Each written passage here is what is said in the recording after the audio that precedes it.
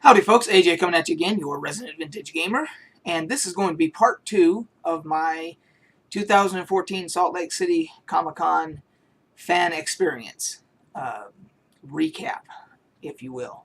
It's not really a review, just more of a recap thing where I talk about the experiences that I had, the things that I saw, and things that you might be interested in, things that I'm definitely interested in, and things that you may be interested in. So, I did a video yesterday, which was part 1, where I just talked about basically all the loot that I got, all the stuff I bought or traded for or whatever. So if you, I'll put a link below, and you can, if you didn't see that video and you want to see part 1, it'll take you right to it. So let's get to it. We'll start with the panels. There were tons and tons of panels on everything from science fiction, fantasy, gaming, cosplay, everything, all the genres that you can think of. They had all those panels there, and I went to quite a few of them, actually, more than I thought I would. The first one was for the Boondock Saints, which I had never seen the movie. And I'm not even sure why I went to that panel. I think I was just tired from walking around and wanted a break. And so I wandered in there. And I'm glad that I did, because the guys that were, it was 2 of the guys from Boondock Saints. Obviously, Norman Reedus from The Walking Dead, he was scheduled to be there and he had to cancel because of a conflict with production on The Walking Dead. When he originally signed up, he didn't think they were going to be shooting or whatever, and it turned out that they were, so he had to cancel. So it was just the other 2 guys from the Boondock Saints on there. But just from what I heard at the panel, I'm gonna have to watch that movie. It sounds like it's a riot, and had a big crowd there, so it must have a really good following. The next one was Karl Urban, and everybody knows him as the actor who plays Bones, Jim McCoy, on the newer Star Trek movies. He was also in The Lord of the Rings, I think The Two Towers and Return of the King. He was in that. Apparently he was in the Riddick movies. He was in Xena. He has been in a lot of stuff.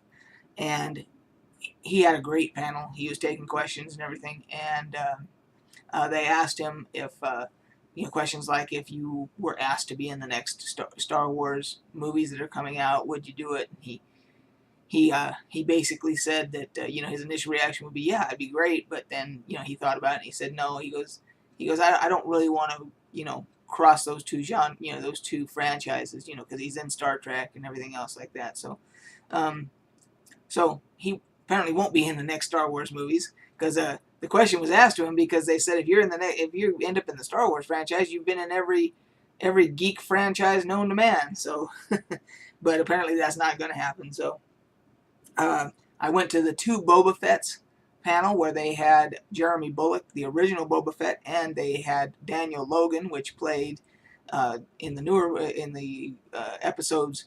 I think it was 1, 2, and 3. I don't know if it was all 3 of them or just 2 of them. He played Jango Fett's son, which we know now grew up to become Boba Fett, and apparently he also does the voiceovers for the Clone Wars animated Star Wars series.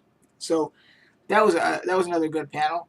And the question, of course, was asked of Jeremy Bulloch, have you been asked to be in Episode 7 for Star Wars? And of course they can't talk about it. So there's no confirmation nor denial, just they can't talk about it. So went to Billy D. Williams, the original, Lando Calrissian himself, and of course again he couldn't talk about Episode 7 either. So my hunch is that they have probably been approached, but we just won't know until much later, I don't think. So went to the Dragonlance 30th anniversary panel, and for those of you that do not play paper and pencil role-playing games, probably won't mean much to you, but those that do, everybody knows Dragonlance. And Tracy and Laura Hickman did the 30th anniversary panel, and they went over a lot of the history of how it started and at TSR and all those things. Now I'm gonna have pictures of all this stuff I already have them up at my Facebook page, Greyhawk 4x4 on Facebook. I'll put a link below. Actually, I'm going to put a link below to all the stuff I'm talking about, if there's a website associated with it or whatever, and for the pictures of all the stuff that I took at the entire Comic-Con. They'll be on my Facebook page. So I will put that at the top, so you can go straight to that if you want to. Then they had the same people, Tracy and Laura Hickman. They had what they call their killer breakfast, which the next day they had that. And what that basically is Tracy DMs. He is the dungeon master, and he has people get up at the table, and he gives them these pre-generated character sheets from his XDM system. I'll put a link to that too. And it's just a big improv D&D game, and the reason it's called Killer Breakfast is because your character doesn't last very long. Everybody dies. So it's just for a big laugh and to see how good at people are at improving as he throws scenarios at them and everything with pathetic characters that, like he said, won't even survive the initiative roll. So it was just a lot of fun. If you ever get a chance to go to one of their killer breakfasts, and there is no breakfast served, don't that's the other thing. Everybody's thinking we get in there and there's something to eat. No, there's no food. I don't know why it's called killer breakfast, but that's a ruse. So in any case, it was a lot of fun. That was actually a lot of fun. So and then the third panel that they did was on their new board game, Sojourner Tales, and I will put a link to that as well. And I took pictures at that panel too, and they'll be at my Facebook page and all that. If you're interested in board games, that is going to be a fantastic board game. I'm on the Kickstarter, and it's going to be awesome. And last but certainly not least was the panel for the Dungeon Crawlers radio guys. And they had special guests from the Stolen Droids, also some other podcasters. And they were all talking about, they were actually doing a podcast. It wasn't live, but I'm sure they're going to publish it. And because they were talking about they were going to have to edit it and all that. So I'm assuming we'll be able to listen to it or watch it or whatever at some point. And for those that don't know, the Dungeon Crawlers radio guys, they talk about all manner of geek stuff, and movies, TV shows, comic books, gaming, you name it, they talk about it. And the Stolen Droids folks, they focus on the tech side of those types of topics. So it was a great panel. It was a lot of fun, and hopefully you guys will get to either listen to it or watch it at some point. And when that is made available, I will add that. I will put that in the update the links below to reflect that, in case. So you guys might want to check back on this and see if they've published anything. I'll put it in the description box. So we have that to look forward to also. So in addition to the panels, I did a lot of walking around and all that, and I met the lead designer for The Dead Linger, and it's going to be a zombie apocalypse type game that will be competing with the likes of DayZ and Rust and that type of stuff. It will not be a full-blown MMO. It'll be server-based and so forth. And it's in alpha stage right now. It is available through Steam as an early access game if you want to check it out. And I saw a lot of the people that were playing it in the demo, on the demo PCs they had there, and it looked quite interesting.